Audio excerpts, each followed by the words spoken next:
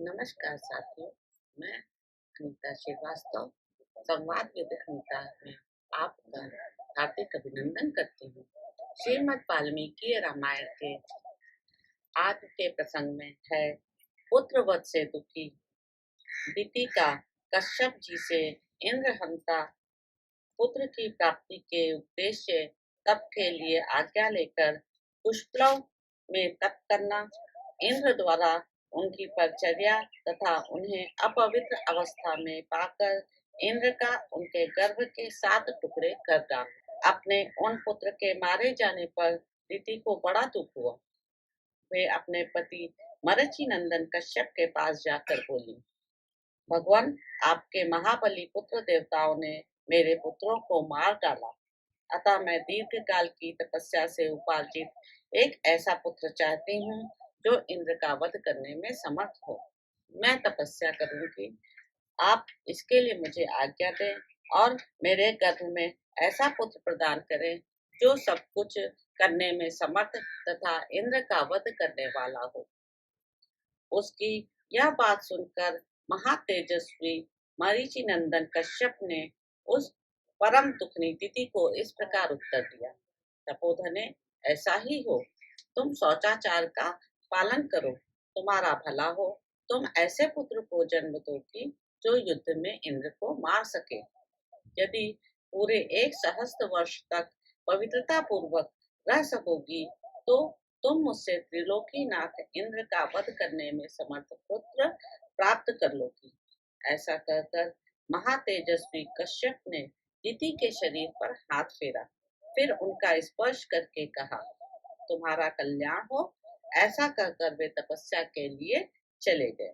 नरश्रेष्ठ, उनके चले जाने पर दिति अत्यंत हर्ष और उत्साह में भरकर पुष्पलव नामक तपोवन में आई और अत्यंत कठोर तपस्या करने लगी। पुरुष प्रवर श्री राम दिति की तपस्या करते समय सहस्त्र लोचन इंद्र विनय आदि उत्तम गुण संपत्ति से युक्त हो उनकी सेवा टहल करने लगे।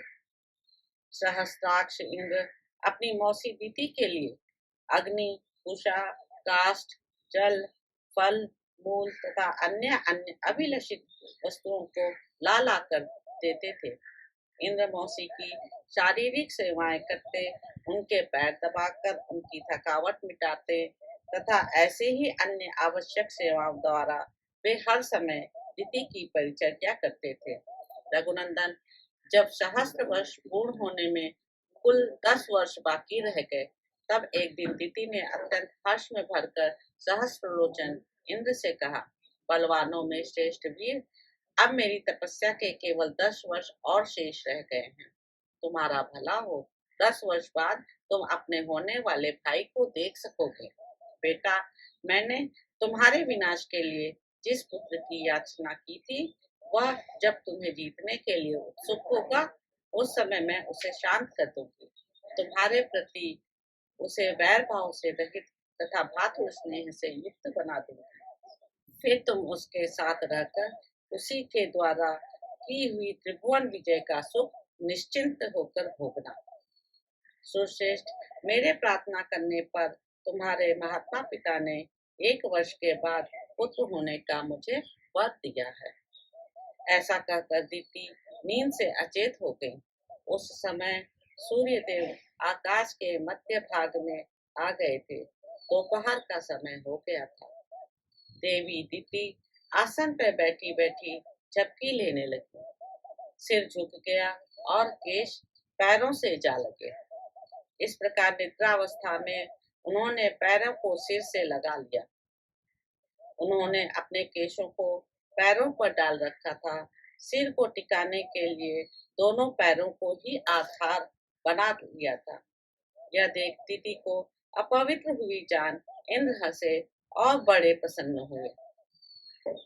श्री राम फिर तो सतत सावधान रहने वाले इंद्र माता दिति के उदर में प्रविष्ट हो गए और उसमें स्थित हुए गर्भ के उन्होंने 7 टुकड़े कर डाले। श्री राम उनके द्वारा 100 पर्वों वाले वज्र से विदीर्ण किए जाते समय वह गर्भस्थ बालक जोर जोर से रोने लगा। इससे दिति की निद्रा टूट गई। वे जागकर उठ बैठी। तब इंद्र ने उस रोते हुए गर्भ से कहा, भाई मत रो, मत रो। परंतु महातेजस्वी इंद्र ने रोते रहने पर भी उस गर्भ के टुकड़े कर ही डाले। उस समय दिति ने कहा, इंद्र बच्चे को ना मारो, ना मारो। माता के वचन का गौरव मानकर इंद्र सहसा उधर से निकल आए। फिर वज्र सहित इंद्र ने हाथ जोड़कर दिति से कहा, देवी तुम्हारे सिर के बाल पैरों से लगे, इस प्रकार तुम अपवित्र अवस्था में सोई थी। यही छिद्र पाकर मैंने इस इंद्रहंता बालक के 7 टुकड़े कर डाले हैं। इसलिए माँ तुम मेरे इस अपराध को क्षमा करो। इस प्रकार बालकांड में निहित 46वां सर्ग यहाँ पर समाप्त होता है। आशा है आपको इस कथा का अनुभव अच्छा लगा होगा। नमस्कार।